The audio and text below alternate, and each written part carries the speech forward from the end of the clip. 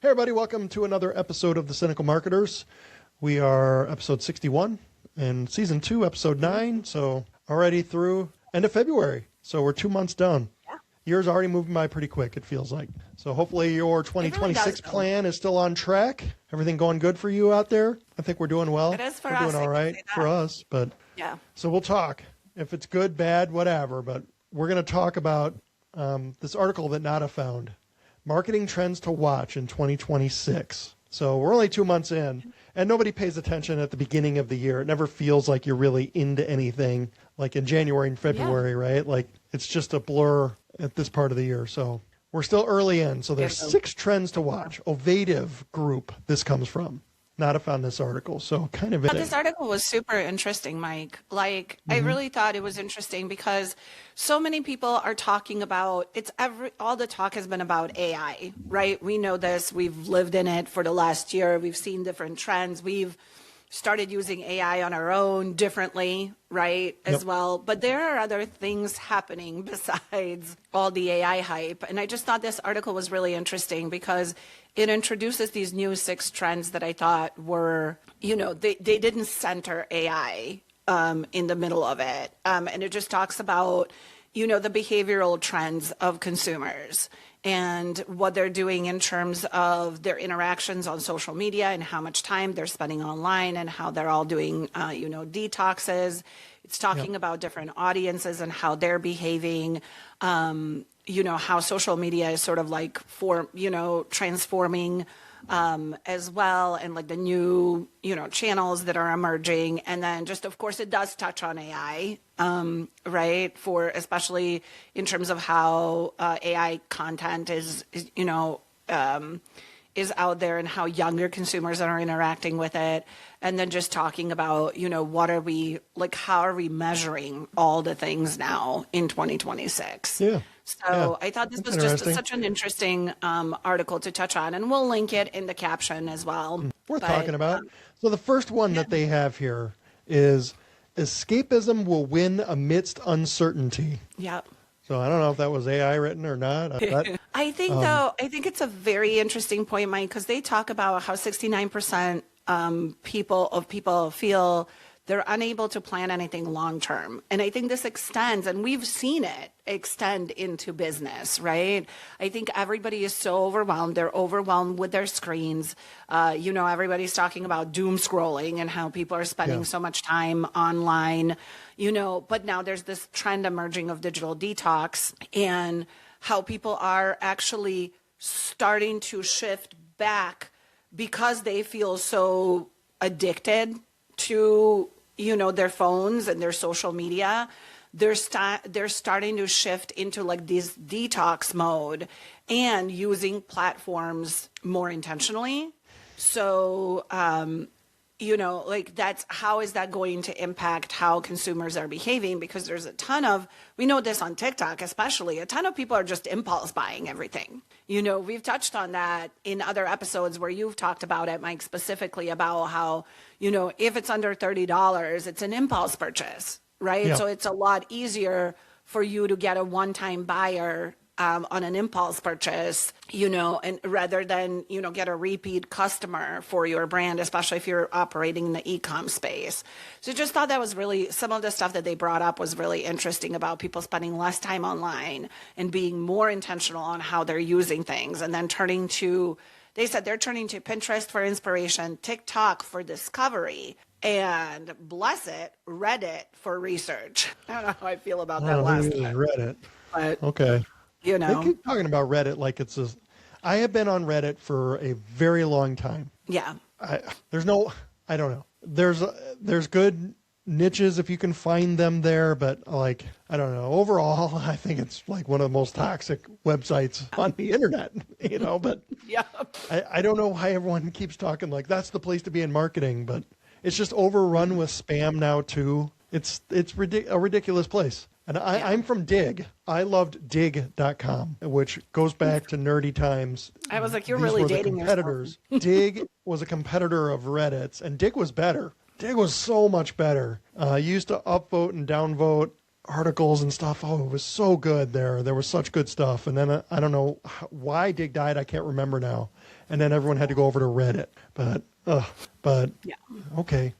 I think it's funny that they think escapism will win when it used to be that social media was the escape. Yeah. Now it's that people need to escape their screens, are saying. And it used to be that that's what you were doing. That's where people would go to escape, the challenges of their day or whatever. So now it's not. That's not the place, I guess. I don't know if I believe that. I see usage trends still that are reported. Yeah. I don't know. I don't think so. I think that's lofty thinking that anything is going to stop this. So. I think, interestingly, Mike, you had brought this up, and I don't know if it was in our previous podcast or maybe just in a conversation that you and I had offline, but we had talked about building community versus chasing engagement, right? Like, and chasing views and likes. And I think a lot of that, and kind of going into their next point about these new audiences that are emerging, I think it's people are still going to be attached to their screens. It's what they do while they're attached to their phones and their laptops and tablets and computers and so on. It's what they're doing with their time that if they're going to be more intentional, instead of chasing views and likes and all these vanity metrics that we've talked about for forever, especially if you're a business, you need to start building a community. And I think that's kind of what the trend really will be. It's sort of, instead of this like passive scrolling and impulse buying, like I really think people are going to lean into community more. I think for me, that's a little bit of a takeaway, I guess, from that one. But yeah. I don't think that's their second point here of their 6 is new audiences will surface, and they say overlooked and emerging groups are quickly gaining influence. Yeah. Again, I don't know. They say Gen X. Gen X is 26% of all the wealth, and I'm a Gen Xer. We're the most overlooked audience in advertising, which I agree. Yeah. Nobody cared about us. Because we're a pretty small group, Gen X, in between baby boomers and millennials. I was very early on generational research. I did a report when I was a GM at Chili's. Oh, that was 2004, 2005. I wrote a report that I sent to Chili's on this because this is when the millennials were starting to enter the workforce, and everyone's like, what do we do with these employees? They're awful. And like it went everywhere in the company, and I gave some presentations on this thing. So I've been early on generations. But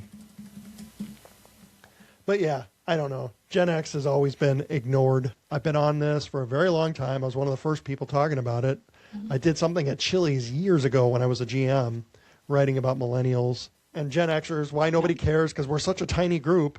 We are in between boomers and millennials. Boomers were huge. Boomers didn't have that many kids, so my generation, not very big. And then came along the millennials, who are as big as the boomer generation. So they skipped right on by us. We had a few years in the 90s where everyone cared what Gen X thought, so we got a few movies and some TV shows and stuff, and then that was it. No. A lot of our stuff now is vintage, Mike. I know. So I'm like I'm the last year of the Gen X, group. And so I tend to relate. It's weird because I tend to sit on both sides. Like I get a lot of like Gen X references and a lot of, that culturally, especially because I didn't grow up in the States. So we were culturally behind you all with some of the entertainment and, different things by a few years at least. And then, I definitely relate to a lot of millennial stuff. And it's funny because it's I do think, and it bugs me, it's a personal thing. It bugs me when people talk to me as if I am like a younger millennial, right? Like yes, I can relate, but I also didn't grow up with a lot of, those cultural references. And now you see it, stores are bringing back, the fashion trends, the, shoes, all the things from kind of like the early, late 90s, early 2000s. And you're like, and it's marketed strictly towards millennials, sort of like you said, skipping entirely Gen X, right? Yeah. Like, and we relate to a lot of the millennial stuff. It's just, we also like miss our, 80s nostalgia, not just the 90s or early 2000s. So I don't know. I feel like it's interesting to me to see somebody call out audiences based on generations, because I feel, a lot of that is sort of, how do you manage for that in the world of social media, right? Because your content, when, especially if you're a business, you know, how do you go beyond, like you were talking to who your core audience is, less so identifiable by generation, but more so identifiable by their behavior, you know, and their need and whatever problem you're solving, right? Which for some businesses, you know, transcends the age, you know, like identifying your audiences by generation. So I don't know. I think that, you know, when you're a consumer product, I think it matters more. You need to pick, you know, you need to be towards your whatever generation you're aiming at, right? Yeah. But when you're like a service-based business, and we work with a lot more service businesses, I don't think that matters anymore, because now it's not about, what is building a story brand, right? Where the consumer is the hero. That's true in e-commerce. I don't think it's true in service businesses, right? The consumer's not. They're looking for help with something. If you're an accounting firm, it doesn't matter. What are you going to do as an accountant? Do you need to hire a social media person who's going to go out and use Gen Z slang? Yeah, no. You know, does that matter?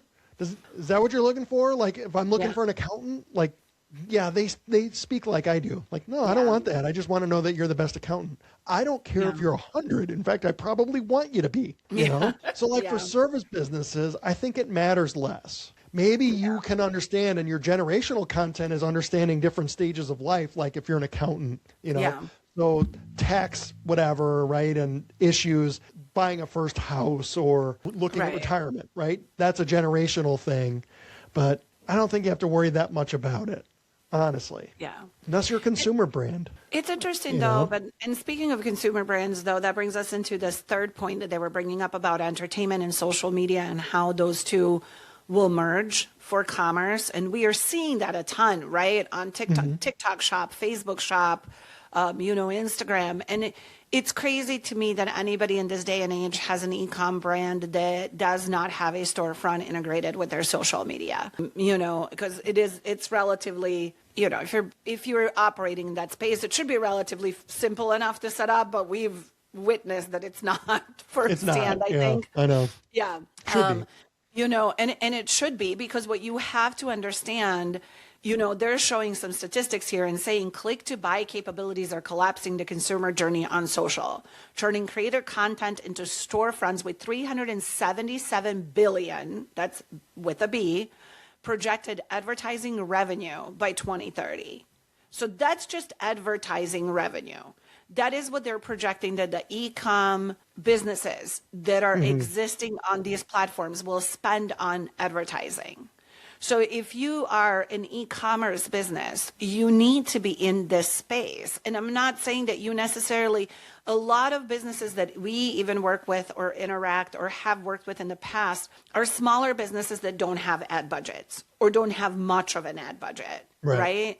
So this is where you need to get engaged and understand that you have to utilize your organic social media. And we've been saying this forever, just nobody pays attention. Organic social media is not dead. You have to utilize it, but use it to your advantage. Take advantage of the tools that you have, that if you are operating on a Shopify website, you can connect your Facebook store, your Instagram store, your TikTok store. Yeah, there's some manual work, but hire folks to help you out. It's, part of our services too, not to, not to do that plug halfway through the podcast, but it is what we do. Nobody's and what here, we help, remember. Lance, we help folks with this thing. And it's shocking to me that, we know brands that are large enough to where this should be a given, and it's not. Take advantage of that social media, of those social media tools. I don't like. You have to remove friction. What friction points are there between your customer and a purchase, and remove as many things as you can. So does it stink because you're trying to build your website and you want to build your authority and bring people to your website, and the social platforms don't want people leaving their platform? So really, they're taking up steps out of your customer journey. Which one do you want? You gonna play the game? Do you want to be right, or do you want to play the game and make some money? Because I've spent a long time trying to be right. I'm not doing that anymore, Fair. Right? So does it suck? Facebook shop and the percentages, right? But I don't look, consumers want it that way. Yeah. This is what the consumers want. So you're That's going to have to where that match is it and meet them, interesting. or you just won't get the sale. Somebody else will. Yeah. And you can stay right and poor. Yeah. So, And it's interesting too, like the next point that they have is about retail media and where people are advertising. And this is huge too, because what people are missing out is that Gen Alpha specifically, they're saying they spend like 180 hours or minutes per day, on Roblox, right? Which I, as a parent of a child who plays Roblox, have so many issues with this game, especially for young children. It's all been out there in the media. I don't have to like turn this into a I don't know a whole lot speech. about it. But you as a marketer and as businesses, we need to see these trends that are emerging, right? These in-game purchases, these platforms that have opportunity to be tested, especially if you're in the tech space, especially if you're selling digital products or digital experiences, you know. I know that Facebook, like metaverse or whatever, that seemed to have kind of been a flop. I don't think anybody cared about that. But there's going to be, you know, new things emerging there that I think if you are in that tech space, you need to pay attention to, you know. And then interestingly, on the flip side of that, Mike, is what we've talked about after Black Friday, Cyber Monday, which was the shop in store, you know, shop online, pick up in store. So like the retail, you know, also having a brick and mortar presence for a lot of these companies that do, they need to integrate their online experience with their, you know, with their brick and mortar retail. And there's so many of them are failing to do that.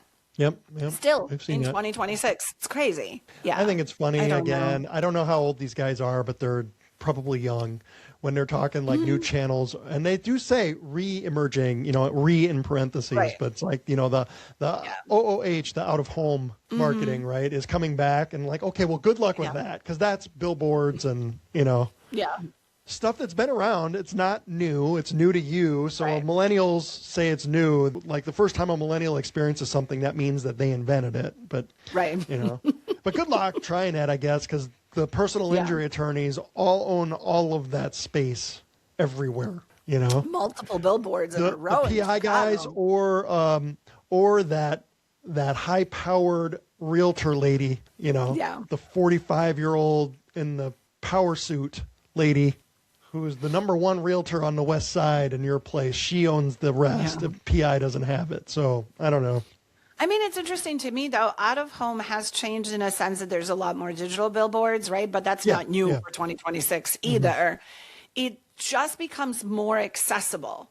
So if it makes sense for your business and you want to do this, this is the hard part. We've said like postcards work for local businesses, right? Like some of the old school quote unquote old school marketing, right? Some of the OG marketing tactics. Billboards I love direct mail. Yeah, I recommend direct mail. Billboards is one of those, and it can be successful if it's done right, but also where a lot of people get freaked out about that is that there isn't a direct measurable, like you can measure it, and we've talked about this on another podcast, but you know, people panic because they don't see that fancy, you know, ROAS number, and you know, they don't know if they can 10x anything, but these are the channels that you have to consider because they are out there, and the audiences are leaning into that for brand recognition. You know, it's just you can't discount some of these channels. It 100% works.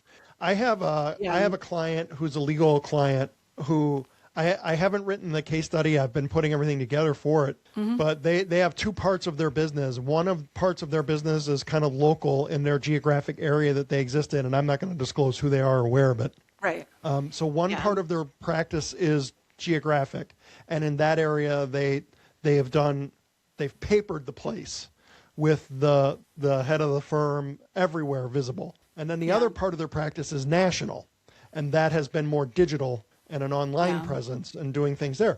But on the local side, they've been doing this program for 5 years now. And the amount of direct traffic that part of the business gets to their website, and the recognition and the name brand searches for them. I mean, it's ridiculous that you can look at that and say like, hey, look, it's because of this. And there's another positive to that. The owner of the firm, when he's out in town, people recognize him immediately. Like, oh, I know who you are, you know, which they love, right? But it 100% works. but it just takes a long time. It's like social media. The billboards and things are old school social media. Yeah. They don't work right away. It takes a very long time. You have to stay consistent with it. You can't buy a billboard for a month and think that's going to do anything for you. Right. It is a long-term strategy that will work if you have patience for it, but most people don't. No, they don't. But I don't know. It's interesting. And then, of course, like they go into the AI, and we've talked about AI to death. I feel like we don't need to really spend too much time there. And then their prediction is AI will dominate, like bold prediction. Yeah. You know, yes, sure. I mean, and we can't escape it. And I think what's happening is, AI, we're seeing this in ChatGPT. We're seeing it across other AI platforms where it is giving like some product recommendations and can pull up similar to like Google Shopping. To me, it's like, I don't know, none of that seems new. It's if you're using ChatGPT to look up products, it's similar to using like Google the way that you used to in Google Shopping, right? I think what's interesting about their predictions is that consumers will continue creating AI-driven content. And I don't know if consumers will, but we've talked about why businesses should not, right? Yeah. Or how they should use AI-generated content in conjunction with other content, right? And not rely straight up on... There's a place for it. I know you and I both, we've gotten tagged by some people as that we're anti-AI, and we're not. We click for it, and there's a tool, and it has to be used right. Yeah. We get looked at as being anti-AI because we're not paid by any of them, so then we're not, the 100% rah-rah. I think it's like, if you go to our website, there are guides that we have created, because I think there's incredible power that people are not utilizing it correctly. Yeah. Because AI is not about making a funny cat video. The ones I just saw today, I don't know if you've seen the trend that's on social media today of it's a dog or a cat who's kicking in bedroom doors to play instruments or like yelling a bullhorn to wake their owner up to feed them. It's like 2:00 in the morning. Oh, no, I haven't seen that. That type of video is going around everywhere today that I'm seeing. Yeah. That's not what AI is for. Right. It is a powerful analytics tool. Yeah. It's an incredible tool. We built a tool for one of our clients too that is an AI product recommendation tool. Right. And I don't know, gimmicky, sure, but I think like it works pretty well. And it's based on there are things that the owner can input into this on their own notes, flavor notes and uses and things. And I think it's not. Yeah. Interesting that you bring up analytics, Mike, and like kind of what we've used AI for, especially for holistically looking at somebody's business and being able to audit things faster, right? Mm-hmm. And being able to produce some self-guided audits for folks. Like that to me is the true, purpose of AI. I get very nervous about people using things for personal use and all this like AI psychosis and stuff. And we've talked about that. That's where I am very anti-AI, right? But for business purposes, I think on the creative side, I like seeing, non-AI creative, but I like using AI for actual business effectiveness. Like if it takes me 4 days to do an audit of your email, SMS, and loyalty programs, it will take me like 3 hours to do it with AI. That's the type of stuff. The guy on TikTok that I follow, he's like, people want to pay you less because you use AI to do things. They're like, because it's easier for you. And they're like, no, and he's like, no, I'm not taking less for this. And I wouldn't either. It's because I know how to use it the right way. Right. You don't. Yeah. And I've taken the time to do this. So I think it is an outstanding tool to do things. Also on the AI creation side, there are things that I have done with it. Like I love infographics. I have always loved infographics as a type of content. Yeah. You needed a specialized graphic designer to be able to do that in the past. Right. Because it's not even all graphic designers. Because you have to talk to, hey, can you make infographics? And like, yeah. I love them. Now I don't need anyone. I can make them. Right. I love it. Notebook LM. Thank you. Notebook LM is amazing. It's great.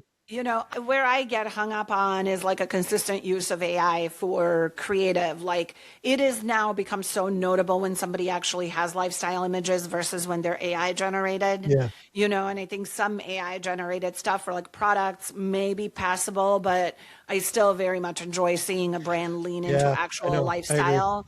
So those things I would not replace. But it's very interesting, Mike. Like I think we're seeing these trends and we're talking about these things, whether we agree with these folks who wrote this article or not on some of the things. It's, you know, trends that we, you know, in the space that we live in, that is not just talking about AI things all the time. Because if you look at LinkedIn and you look at marketers on LinkedIn, you would think that we do nothing else but make ChatGPT and like Gemini write our LinkedIn posts. Right. And so it's really refreshing to kind of look at some of these other trends and how they're emerging and what they, you know, how that may vary by generations, how, you know, consumers are continuing to interact. I think there's a lot of platforms that, you know, we notice the difference in how platforms are functioning as far as algorithms, what content they serve, how you interact with the content, how much of it is shoppable, how much of it is business related. You know, I like these types of articles and these type of research because I feel like for the last 12 months at least, it seems a lot of our marketing world has been so gung-ho about AI, right? And we're like not looking at any other things. I mean, we are, but I think a lot of folks, I think that's why we've been labeled like anti-AI, right? Because we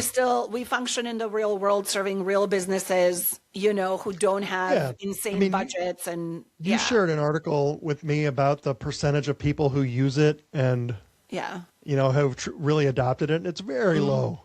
It's very low percentage of people. Yeah. A lot of people have messed around with ChatGPT or whatever, you know, and do funny things, or the people who use it as a relationship guide or whatever, right? But scary. Not many are utilizing it the right way. So if you are out there doing that, you are on the cutting edge of technology.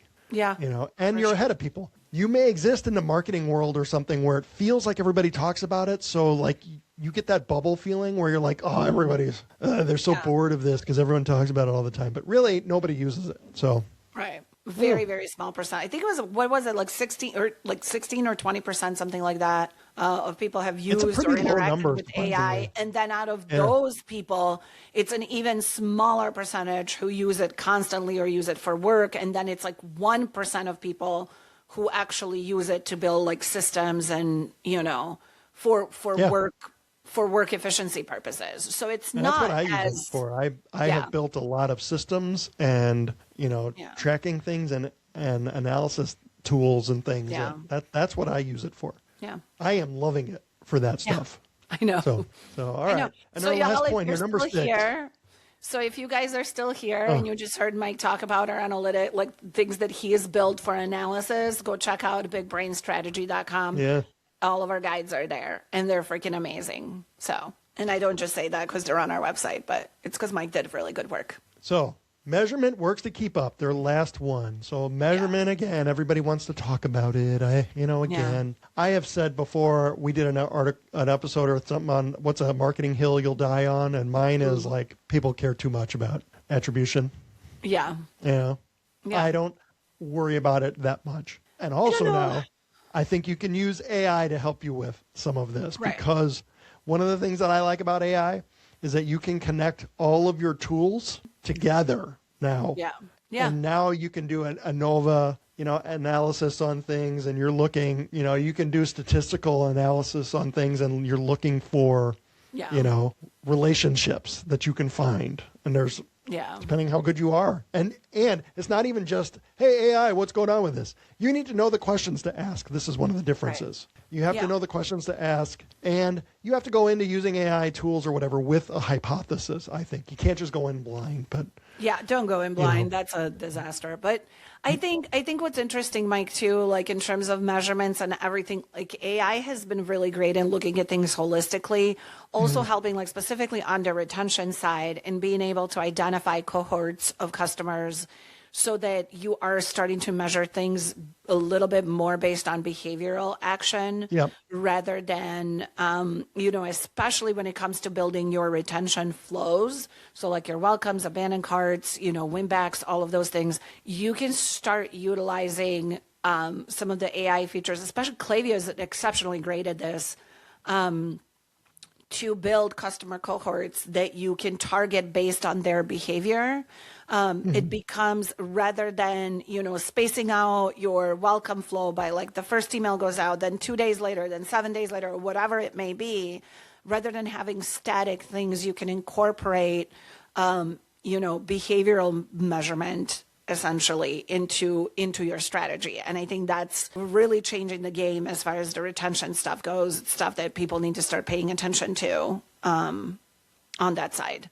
And you're getting beyond and especially with like how much this third party data like that we're rely on from Google and Apple and Yahoo and all of those folks, how much of that is really becoming irrelevant.